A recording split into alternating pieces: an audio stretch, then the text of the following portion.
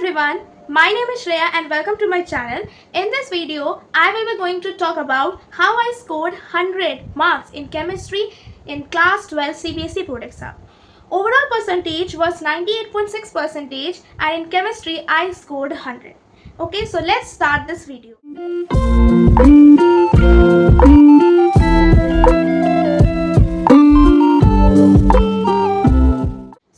Chemistry में मैंने 100 score किया था with the 3 things. First of all is daily revision, second is to do previous year questions and NCERT and the third one is to do a lots of sample paper. पहले बात करते हैं daily revision की. देखो, chemistry एक ऐसा subject है जिसमें कि फिजिकल केमिस्ट्री में तो फॉर्मूला हो जाएगा, उससे आपको दोबारा फिर से रिवाइज अगर करते हो तो और अच्छा आपको मेमोरी इसमें सेट हो जाता है, लेकिन उसकी ज़्यादा ज़रूरत पड़ती नहीं. ज़्यादा ज़रूरत पड़ती है हमें ऑर्गेनिक केमिस्ट्री की, जहाँ पे हमें रिएक्शंस को याद रखना होता है और उसे अप्लाई करना होता है क्वेश्चंस में कि कौन सा रिएक्शन होगा इसमें. तो इसके वजह से क्या होता है कि हम भूलते रहते हैं. इतने सारे ऑर्गेनिक रिएक्शन है क्लास 12 में. टोटल 6 चैप्टर्स है आपका, halo alkane, alcohol, aldehyde, amines और बायोमोलिक्यूल्स. ठीक है, उसको भी हम ले ही लेते हैं. तो आपके टोटल 5 हो गए. तो टोटल 5 चैप्टर्स आपके ऑर्गेनिक में है. और इनऑर्गेनिक में भी क्या होता है, हमें याद नहीं रहता कि इसका रीज़न क्या है, क्योंकि ज़्यादातर रीजनिंग क्वेश्चंस आते हैं. तो अगर आप डेली रिवाइज करोगे तो ऑब्वियसली आपके माइंड में सेट हो जाएगा हर एक रिएक्शन, हर एक topic. So first of all is the daily revision. मैंने हर दिन रिवाइज किया. कुछ ना कुछ जो स्कूल में पढ़ाया जाता था वो मैं घर जाके दोबारा पढ़ती थी.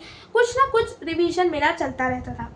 अगर आपका एकदम कंसेप्ट क्लियर है और आपको बार बार पढ़ना, रिवाइज करने में तो दिक्कत आ रही है, तो कोई बात नहीं, आप क्वेश्चन सॉल्व कर सकते हो. मैंने भी सिर्फ क्वेश्चन सॉल्व किए थे. फिजिकल केमिस्ट्री के क्वेश्चन सॉल्व किए थे. ऑर्गेनिक और इनऑर्गेनिक का क्या किया था, इनऑर्गेनिक में जो क्वेश्चंस आते हैं एनसीईआरटी में वो सॉल्व करा था डेली रिवीजन के लिए. और ऑर्गेनिक में जो रिएक्शन है उससे बार बार लिख के जो नेमिंग रिएक्शंस है, या फिर मैं याद करती रही कि इस चैप्टर में स्टार्टिंग में कौन सा रिएक्शन दिया हुआ है. फिर स्टेप बाय स्टेप मुझे हर एक चैप्टर के सारे रिएक्शंस याद हो गए थे. क्यों याद हुए? Because of the daily revision. So first of all daily revision is very much important. अगर आप डेली रिवाइज नहीं करते हो तो प्लीज़ भूल जाओ 100 स्कोर करना, क्योंकि daily revision is very much important. Boards के लिए भी, आप नीट के लिए प्रिपेयर कर रहे हो, किसी भी एग्ज़ाम के लिए प्रिपेयर करते हो, daily revision is the main की. ठीक है. अब डेली रिवीजन का ये मतलब नहीं होता कि सिर्फ आप नोट्स खोल के पढ़ना स्टार्ट कर दो. आपने इनऑर्गेनिक केमिस्ट्री खोली, अपने नोट्स बनाए रखे थे, बस पढ़ना स्टार्ट करो. नहीं, पढ़ोगे अच्छे से पढ़ो, इफेक्टिवली पढ़ो, जिससे कि आपकी एकदम सेट हो जाए माइंड में. रिवाइज उसी तरीके से करो. अब रिवीजन टेक्निक की बात करती, केमिस्ट्री में कैसे मैंने रिवीजन किया था, तो देखो मैंने यूज़ किया था फेमैन टेक्निक, जिसे मैंने बहुत ही पहले डिस्कवर कर चुकी थी. ठीक है. और फेमैन टेक्निक में क्या होता है, आपको खुद को पढ़ाना होता है. आप कैसे पढ़ोगे? सिंपल. जैसे इनऑर्गेनिक आपने डीएनए लॉग वाला चैप्टर लिया, तो उसमें आप अपने से खुद क्वेश्चन रेज करो, खुद आंसर दो. आप बोलो कि जिंक को हम ट्रांजिशन एलिमेंट क्यों नहीं कहते हैं. ठीक है. कॉपर क्यों कहते हैं? कॉपर में तो फुलफिल्ड ऑर्बिटल है, क्यों कहते हैं कॉपर को? अच्छा, मेल्टिंग पॉइंट, बॉइलिंग पॉइंट से रिलेटेड क्वेश्चन. कोऑर्डिनेशन कंपाउंड्स में भी आप कोई भी ऐसा कंपाउंड लो, नेट में सर्च करो कोऑर्डिनेशन कंपाउंड, आपको हर एक कंपाउंड मिल जाएगा. उसका फिर खुद से क्वेश्चन बनाओ, वीबीटी खुद समझाओ. अगर आपको सॉल्व नहीं कर पा रहे हो तब आपको समझ में आएगा that you are lacking behind in this topic. ये टेक्निक होता है डेली रिविजन का. जो इजी सब्जेक्ट है उसे फिर बार बार रिवाइज करोगे तो कोई आपका फ़ायदा या नुकसान कुछ नहीं होता, क्योंकि आपको वो आता है. You have to revise the tough topic. So tough topic कैसे पता चलेगा? जब आप टेस्ट दोगे, जब आप ये टीचिंग वाला मेथड यूज़ कर पढ़ाने स्टार्ट करोगे, तब आपको समझ में आ गया कि ये वाला टॉपिक मुझे समझ में नहीं आया, मैं पढ़ा नहीं पा रहा, इसका मतलब मुझे समझ में नहीं आया है. तो ये था पहला technique of daily revision. One which help me score 100 in chemistry is previous year questions. अब previous year questions इस टाइम पे रिपीट बोलते हैं कि बहुत कम होता है, लेकिन एक्चुअली में जो प्रीवियस ईयर क्वेश्चंस है वो एनसीईआरटी से ही आए हैं. और अगर आपने एनसीईआरटी अच्छे से पढ़ी है तो हर साल का पेपर दे सकते हो, क्योंकि एनसीईआरटी में हर एक लेवल के क्वेश्चंस होते हैं. अगर मैं फिजिकल केमिस्ट्री की बात करूँ, आपके इजी से टफ, एकदम हार्ड, टफ, डिफिकल्ट लेवल के क्वेश्चंस भी होंगे जो आप सॉल्व नहीं कर पाओगे. यानी एनसीईआरटी इज़ द मेन की. मुझे तो नहीं लगता कोई रेफरेंस बुक चाहिए केमिस्ट्री के लिए, सिर्फ एनसीईआरटी ही पढ़ना है, एनसीईआरटी के क्वेश्चंस करने हैं. प्रीवियस ईयर इसलिए कहते हैं क्योंकि प्रीवियस ईयर में एक तो क्वेश्चन एनसीईआरटी के बाहर आ जाता है, और बाई बाई चांस अगर आपने जैसे फिजिकल केमिस्ट्री के एनसीईआरटी के बहुत सारे क्वेश्चंस होते हैं पीछे वाले, अगर आप उसे मिस कर दे तो कोई बात नहीं, आप उसके जगह प्रीवियस ईयर क्वेश्चन उठाओगे, हर एक चैप्टर के प्रीवियस ईयर क्वेश्चन करोगे तो बहुत अच्छे से आपका हो जाएगा। ठीक है, तो मैं फिजिकल केमिस्ट्री वाले पार्ट में बताऊंगी कि मैंने कैसे फिजिकल केमिस्ट्री को प्रिपेयर किया था। तो ये था सेकेंड प्रीवियस ईयर क्वेश्चंस। अब हम थर्ड पे आते हैं, सैम्पल पेपर। मैंने बहुत सारे सैम्पल पेपर्स को प्रैक्टिस किया था लिख के बिफोर द 1 मंथ, और जब मेरा सिलेबस कंप्लीट हो गया था नवंबर दिसंबर में, तब भी मैंने किया था। अब कैसे किया था वो मैं बताती हूँ। यहाँ पे देखो, मैंने कोई प्रिंट नहीं लेके आई सैम्पल पेपर का, मैं लैपटॉप में खोलती थी। ठीक है, अगर आपका लैपटॉप नहीं भी है फ़ोन में खोल लेना। और सैम्पल पेपर कौन से मैंने प्रैक्टिस किए, जो केंद्रीय विद्यालय केवी वाले थे, जो नेट में तो मिल ही जाता है केवी वाले का, तो वो मैंने प्रैक्टिस किया। उनके जो प्री बोर्ड के पेपर से सैम्पल पेपर थे, क्योंकि द रीज़न इज बिहाइंड कि इसका रीज़न यही था कि केवी वाले जो क्वेश्चन पेपर्स थे सारे बोर्ड के लेवल के थे, साथ साथ में बोर्ड के पैटर्न के थे। ठीक है, मुझे वो बहुत अच्छा लगता है सॉल्व। मैंने क्लास 10th में भी for the maths same technique use की थी, मैंने केवी वाले सैम्पल पेपर्स यूज़ किए थे। अब सैम्पल पेपर को कहाँ सॉल्व किया था मैं दिखाती हूँ। मेरे पास अभी वो शीट नहीं है, लेकिन जो आपकी वाली ऐसी आपको जो शीट मिलती है ना, जैसे प्लेन है तो आपको ऐसे लाइन वाली जो शीट मिलती है एग्ज़ाम में, स्कूल एग्ज़ाम में, बोर्ड एग्जाम में से लाइन वाली जो शीट मिलती है ना, वो मैंने ऑर्डर करवा ली थी। जनवरी में मैंने मंगा ली थी, जनवरी आई थिंक दिसंबर में ऐसा लास्ट, और उसमें मैंने सारे सैम्पल पेपर्स को प्रैक्टिस किया था। जो इम्पोर्टेंट लगा उसमें किया, और इवन कि मैंने रेड पेन भी खरीद के रखा था टू चेक माई आंसर्स की एक फीलिंग हो जाए। और कभी भी आप सैम्पल पेपर करते हो तो उससे ईमानदारी से करना। एक टेस्ट लेके 3 घंटे का टाइमिंग लेके, 3 घंटा नहीं मतलब 2 घंटा 30 मिनट का टाइमिंग लेके आपको बैठना है। ये हर एक के लिए होता है, अगर आप नीट के लिए प्रिपेयर कर रहे हो उसमें भी आपको टाइमिंग लेके बैठना है। लेकिन जब आप बैठ रहे हो ना तो कोई डिस्टर्बेंस होना नहीं चाहिए। खुद को कॉन्सेंट्रेट करो, जो आए नहीं आए आप ही चेक करने वाले हो, कोई और चेक करने नहीं वाला इस पॉइंट पे। और सैम्पल पेपर्स में जब आप करते हो तो आपको पता चल जाता है कि कौन सा टॉपिक मेरा छूट रहा है। ठीक है, सैम्पल पेपर आपने कर लिया, उसके बाद पेन उठाओ, चेक करने बैठो, थोड़ा स्ट्रिक्ट चेकिंग करना, और चेक करते हुए आपको पता चल जाएगा कि मार्किंग स्कीम में क्या दिया होता है और आपको कैसे लिखना होता है। ठीक है, तो ये एक मेन आपका टॉपिक हो जाता है, मेन सब्जेक्ट है जो आपको ये ध्यान रखना है। ठीक, क्या कैसे लिखना है, उसके लिए मैं अलग वीडियो बना दूंगी एकदम लिख के कैसे आपके सारे क्वेश्चंस करने हैं। मेरे पास अभी बोर्ड का पेपर है, हर एक क्वेश्चन उठा के मैं दिखा दूंगी कैसे आपको सॉल्व करना है। क्योंकि एक्चुअली में जो कॉम्पिटिटिव एग्जाम्स का जो प्रिपेयर करते हैं, जो बोर्ड को नेग्लेक्ट करते हैं, उनको बस MCQ सॉल्व करके एकदम रफ में आंसर मिल जाता है। वो बहुत ही मतलब इंटेलिजेंट, सब कुछ पता होता है, लेकिन वो लिख नहीं पाते। ये मेन आपका जो है नेगेटिव पॉइंट होता है। तो इसको सुधारने के लिए आपको क्या करना है, अभी से स्टार्ट कर देना लिखना।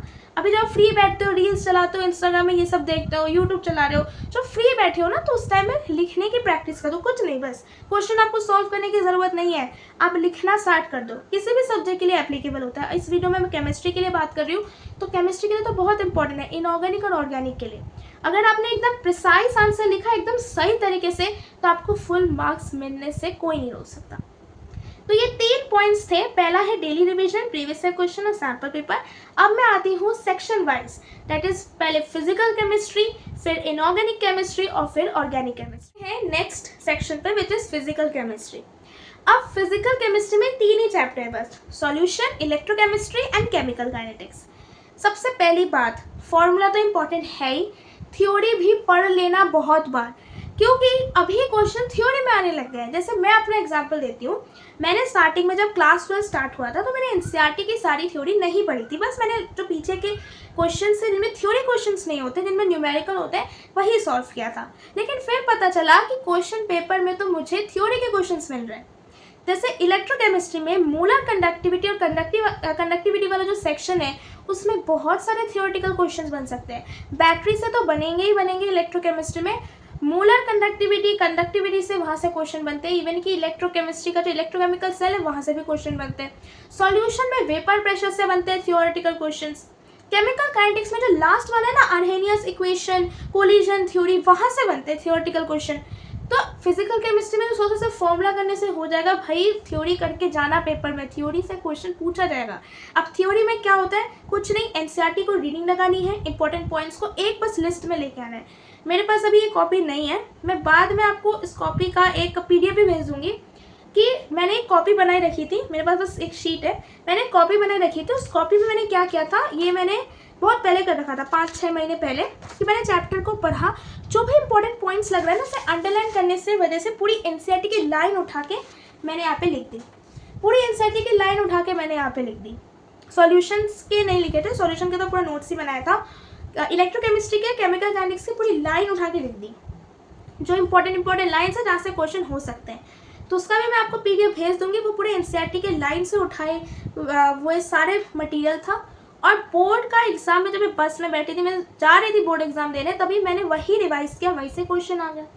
तो एनसीईआरटी को पढ़ो। अगर ऐसा आपसे होता है, मेरे से भी होता था, एनसीईआरटी तो पढ़ ली, रिवाइज कर लिया, अंडरलाइन कर दिया, अच्छे से कर लिया, लेकिन उसके बाद फिर एनसीईआरटी का पढ़ने का मन नहीं करता था। कौन पढ़ेगा भाई, ये तो अंडरलाइन लाइन्स, जो अंडरलाइन करी हुई जो लाइन्स है वो पढ़ के हो जाएगा। तो इससे बेटर है आप खुद से लिखो और उसको ही अपने साथ रखना, अगर आप बुक नहीं रखना चाहते हो एनसीईआरटी की, ठीक है। तो फिजिकल केमिस्ट्री में सबसे पहले जो आपका टॉपिक आता है वो आता है थ्योरी। थ्योरी आपको करनी है। अब फॉर्मूला शीट, भाई मुझे समझ में नहीं आता आप लोग फॉर्मूला शीट मांगने के लिए क्यों तरफते हो, मुझे फॉर्मूला शीट चाहिए, फॉर्मूला शीट चाहिए, आप खुद क्यों नहीं बना रहे हो भाई। अगर आप खुद बनाओगे ना फॉर्मूला शीट, बहुत अच्छे से बनेगा। कैसे बनाओगे आप, कैसे बनाए, हम कुछ नहीं करना, मैं ट्रिक बताती हूँ जो मैंने किया था। एनसीईआरटी पढ़ी, सब कुछ फॉर्मूला अंडरस्टूड हो गया, एप्लीकेशन समझ में आ गया, उसके बाद उसी टाइम पे मत बनाना, एक दिन बाद बनाना फॉर्मूला शीट। और फॉर्मूला शीट में कैसे बनाना, मैंने अपनी वाइट कलर की नोटबुक ली थी, जो वाइट वाली होती है ना अनरूल्ड, जैसे इसमें वाइट पेजेस होते हैं, तो इसमें सीधा सीधा ऊपर लिखा मैंने सॉल्यूशन, ठीक है। और एक पेज में जितने भी फॉर्मूला है, जितने भी इंपॉर्टेंट पॉइंट्स है, सारे बिना देखे लिख डाले। बस ये रिवीजन का एक आपका टेक्निक हो गया, है ना, डेली रिवीजन का ये टेक्निक हो गया, आपने सारे लिख दिए। अगर आप अच्छे से नहीं लिख सकते, स्क्रिबल कर लो भाई, टैब है, टैब में तो मिटाने का भी ऑप्शन होता है, एकदम स्क्रिबल करके लिख दो। मतलब बस आपको रिवाइज करना है। अब आप ये काम अगर रेगुलरली करो, अब रेगुलरली हर दिन तो नहीं होगा, संडे कर लो, केमिस्ट्री के सारे जितने भी चैप्टर्स पढ़े हैं जिसमें फॉर्मूला हो सकता है तो वो कर लो। अगर आप करोगे ना तो आपके सारे फॉर्मूले स्टेप्स पे होंगे, कोई फॉर्मूला आपसे छूटेगा नहीं। तो फॉर्मूला आपको बार बार बनाना है, मतलब फॉर्मूला शीट जो है वो बार बार बनाना है। एक बार बना के उसी को ऐसे देख देख के रिवाइज करोगे, कोई फ़ायदा नहीं होगा। आपको बार बार फॉर्मूला शीट बनाना है। जब भी रिवाइज करो फॉर्मूला शीट बनाओ, जब भी रिवाइज करो फॉर्मूला शीट बनाओ। मेरे पास भी सॉल्यूशन की फॉर्मूला शीट है, इलेक्ट्रोकेमिस्ट्री के, केमिकल काइनेटिक्स के, लेकिन रिविजन से पहले मैंने खुद लिख लिख के सारे फॉर्मूलेस रिवाइज किए थे। तो ये एक मेथड होता है जो कि बहुत इंपॉर्टेंट आपका ये टेक्निक है।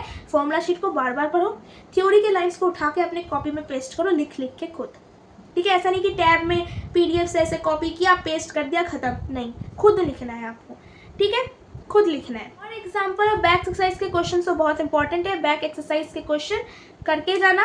वही मैंने स्टार्टिंग में बोला था, अगर बाई चांस छूट जाता है, बहुत सारे क्वेश्चन होते हैं बाई चांस छूट जाता है, प्रीवियस ईयर करके चले जाना, ठीक है, इससे भी आपका हो जाएगा, लेकिन ट्राई। उसके बाद इसी में एक पॉइंट छूट गया, थ्योरी वाले में क्वेश्चन में बहुत इंक्रीज और डिक्रीज के सवाल आता है, तो वही आपको जो है आप फ्लैश कार्ड्स बना सकते हैं, लेकिन उनको फ़ायदा नहीं होता। हर एक टाइम में जो आपने नोटबुक में लिखा है उसी को ही बार बार लिख लिख के प्रैक्टिस करोगे, अच्छे से समझ में आ जाएगा। तो ये थे फिजिकल केमिस्ट्री के सारे मैंने स्ट्रेटजीज जो ऑप्ट की थी, ठीक है, फिजिकल केमिस्ट्री के लिए। अब आते हैं इनऑर्गेनिक केमिस्ट्री के लिए। इनऑर्गेनिक केमिस्ट्री के लिए सिर्फ और सिर्फ आपको चाहिए एनसीईआरटी, बस प्रीवियस ईयर छोड़ दो। एनसीईआरटी अगर अच्छे से पढ़ लिया तो प्रीवियस ईयर करने की ज़रूरत नहीं पड़ती, क्योंकि प्रीवियस ईयर में क्वेश्चन जो है ना मैंने देखे हैं सारे एनसीईआरटी से आए हैं, ठीक है। अब इनऑर्गेनिक केमिस्ट्री सिर्फ 2 ही चैप्टर है, बहुत सारे थे, अब सिर्फ 2 ही है। पहला है आपका डीएनएफ और दूसरा है आपका कोऑर्डिनेशन कंपाउंड। कोऑर्डिनेशन कंपाउंड बहुत ही इजी चैप्टर है, बस उसमें नॉमेनक्लेचर अच्छे से आना चाहिए, वीबीटी, क्रिस्टल फील्ड थ्योरी, बस इतना। अब मैं डीएनएफ में आती हूँ। डीएनएफ में बहुत सारे रीजनिंग क्वेश्चंस हैं, बहुत सारे ट्रेंड्स हैं, उसमें ही फंस जाते हैं लोग, ठीक है। तो क्या करना है, सबसे मोस्ट इंपॉर्टेंट और मोस्ट यूजफुल टेक्निक क्या है, एनसीईआरटी ली। जब भी आपको रीजनिंग वाले क्वेश्चन दिखे, जैसे यहाँ पे लिखा है कि एनसीईआरटी की बुक में लेट्स सपोज लिखा हुआ है, मेरे पास एनसीईआरटी बुक अभी नहीं है इस टाइम पे, तो आपको इस एनसीईआरटी बुक में लिखा हुआ है, आप पढ़ रहे हो कि zinc is not considered as an transition element because it has a completely filled d orbitals in its ground state as well as in the most common oxidation state. ये लिखा हुआ है, तो आपको दिख रहा है ना, बिकॉज, क्यों जिंक को हम ट्रांजिशन एलिमेंट नहीं बोलते हैं। आपको ये क्वेश्चन दिख दिया, कुछ नहीं करना, जो भी आपकी नोटबुक होगी इसमें इस प्रकार से लिख लेना, ऐसे, why zinc is not consider as a transition element लिखा, आंसर लिख दिया, बस पूरा नहीं लिखना, लिखना है due to fulfill d orbital, बस इस प्रकार से आप लिख दोगे, बस खत्म हो जाएगा काम। ठीक है, फिर दूसरा क्वेश्चन दिखा आपको कि कॉपर क्यों आपका ट्रांजिशन एलिमेंट है, ये लिख दिया। कोऑर्डिनेशन कंपाउंड्स की अगर मैं बात करूँ, ये डीएनएफ का हो गया। कोऑर्डिनेशन कंपाउंड्स की बात करूँ तो उसमें लास्ट वाला जो आपका कैटलिस्ट वाला सेक्शन है उसको प्लीज छोड़ के मत जाना। नीट के लिए हो, बोर्ड के लिए हो, सीयूईटी के लिए हो, कैटलिस्ट वाला पोर्शन छोड़ के मत जाना, वहाँ से मैचिंग द फॉलोइंग क्वेश्चन तो पक्का आएंगे कैटलिस्ट वाला, तो वो इंपॉर्टेंट है। और कोऑर्डिनेशन कंपाउंड का जो लास्ट वाला सेक्शन है ना, कौन सा, आई थिंक इंपॉर्टेंट कंपाउंड्स जो हम यूज़ करते हैं वो भी बहुत इंपॉर्टेंट है। तो डीएनएफ है, इस तरीके से पढ़ोगे रीजनिंग वाला अच्छे से आ जाएगा। और आपका जो पोटेशियम डाइक्रोमेट और पोटेशियम डाइक्रोमेट और पोटेशियम परमैंगनेट जो दोनों वाले कंपाउंड्स है ना, उसके सारे रिएक्शन याद कर लेना, पेपर में आ सकते हैं। और मेरे तो सेट में आई थिंक आए थे, मैंने नहीं किया था, मैंने और वाला क्वेश्चन किया था जिसमें सिर्फ रीजनिंग क्वेश्चन दिए हुए थे। ठीक है, तो ये बहुत इंपॉर्टेंट है रिएक्शंस, इसमें अगर रिएक्शंस मिस कर गए ना तो एकदम गए। तो इनऑर्गेनिक केमिस्ट्री में प्रीवियस अगर नहीं भी करते तो कुछ नहीं करना, एनसीईआरटी के सारे क्वेश्चंस आपके टिप्स पे होने चाहिए, सब कुछ होना चाहिए एनसीईआरटी का। ठीक है, अब आते हैं the most expected, most awaited, ठीक है, जिसके लिए आप वेट कर रहे हो, विच इज ऑर्गेनिक केमिस्ट्री। और ऑर्गेनिक केमिस्ट्री के हैं टोटल कितने चैप्टर्स, 5 चैप्टर्स। तो उस पर आते हैं कैसे मैंने किया था प्रिपरेशन। ऑर्गेनिक केमिस्ट्री के लिए कुछ नहीं करना, एनसीईआरटी तो इम्पॉर्टेंट है, सभी जानते हैं। एनसीईआरटी के रिएक्शंस को लर्न करो, समझ के पढ़ो, कुछ नहीं करना। आपने रिएक्शन देखा कॉपी में, उससे सेम टू सेम उतारा बिना देख के, पहले टाइम में ये पढ़ो, सेकेंड टाइम में भी यही करो, ऐसे 3-4 बार यही करना है। रीड करते करते आपको रिएक्शंस लिखते जाना है। उसके बाद कुछ दिन बाद क्या करना है, वही शीट लेनी है, सारे रिएक्शन को स्टेप बाय स्टेप लिखते रहना है। अगर आप भूल जाते हो कि कौन कौन से रिएक्शन थे चैप्टर में, कुछ नहीं करना, मैं आपको प्रोवाइड कर दूंगी, आपको इंटरनेट में मिल जाएगा इंपॉर्टेंट रिएक्शंस या फिर all the reactions of this chapter कि कौन सा किससे कन्वर्शन वाला है, सारा भेज देंगे। जब आपको सारे रिएक्शंस क्लियर है, अब आते हैं कन्वर्शन वाले स्टेप पे, क्योंकि कन्वर्शन क्वेश्चन ही तो बहुत ही डिफिकल्ट लगता है, मुझे भी पहले लगता था, फिर बाद में नहीं लगने लगा। ऐसा क्यों? देखो, कन्वर्शन क्वेश्चंस क्या होते हैं, या तो 2 रिएक्शन या फिर 3 रिएक्शन से बने होते हैं। और अगर आपको सारे रिएक्शन एकदम टिप्स पे है तो कन्वर्शन तो बहुत ईजी हो जाएगा, बस आपको दिमाग चलाना है इसमें।